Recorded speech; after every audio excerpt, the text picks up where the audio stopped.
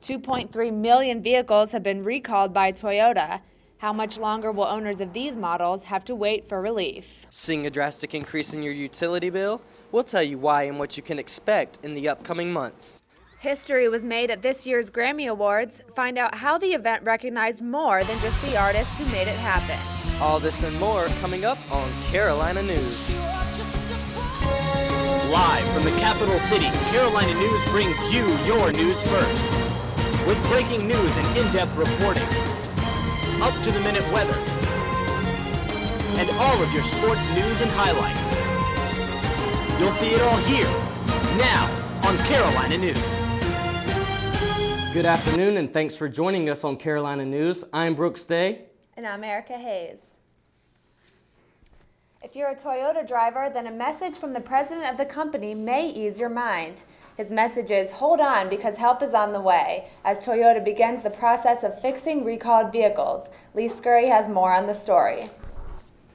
There is a second recall that has been in effect since the fall, dealing with floor mats. Toyota has already began addressing this problem, but if you haven't heard about it, don't keep your driver's side mat in the car. In some cases, the mat has gotten stuck, forcing the throttle to stay open.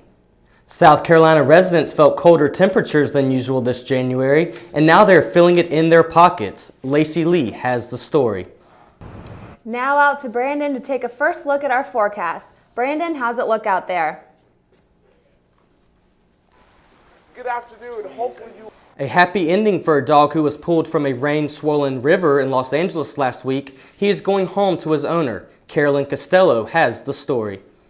Officials say Spiky can be sent home as early as next Tuesday. Polo will be released when the property inspection is completed.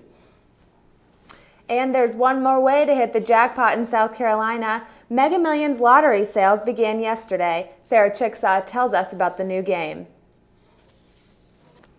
Lottery officials said Mega Millions will bring in an extra $15 million for South Carolina's education system. Drawings will be held Tuesdays and Fridays. February marks the start of Black History Month. Reporter Artisa Ricks tells us what USC is doing to celebrate. Dang, I forgot. A special treat for homeless families in Green Bay. They were invited to spend Sunday afternoon at an indoor water park. Mark Leland has the story. The day of fun for these families was greatly welcomed after the recent closing of some homeless shelters in the Green Bay area. And with many people still struggling in the recession, some needy Kershaw County children are getting help, not only with their learning, but also with their hunger. Kershaw County School District is receiving aid from local churches and nonprofit organizations, so students can have a weekend meal. The State Board of Education reports more than 5,100 school children, almost half in Kershaw County, are eligible for free or reduced lunch. And the food pantries allowed local organizations to help those in need. Director of Communications Mary Ann Bird says the food pantries make a huge difference. Tells you that a hungry child can't learn. And so you've got to take care of those basic needs first, that they have their bellies full, that they've got good sleep, that they're warm and that kind of thing, and then you can focus on instruction. Kershaw County just started the food pantries this year, and Bird believes the benefits have already helped children in and outside the classroom. It was a diva showdown at last night's 52nd Grammy Awards. Beyoncé, Taylor Swift, and Lady Gaga faced off in several categories. Joining us from Los Angeles, Casey Wyan has the details on who came out on top. Other big winners of the night included Kings of Leon, which beat Beyoncé and Taylor Swift for Record of the Year. The Zac Brown Band won for Best New Artist, and South Carolina native Stephen Colbert picked up a Grammy for Best Comedy Album. Well, we've seen our share of cold weather this past week. We have, and scraping ice off my windshield in the morning is getting old. What's in the forecast for us, Brandon?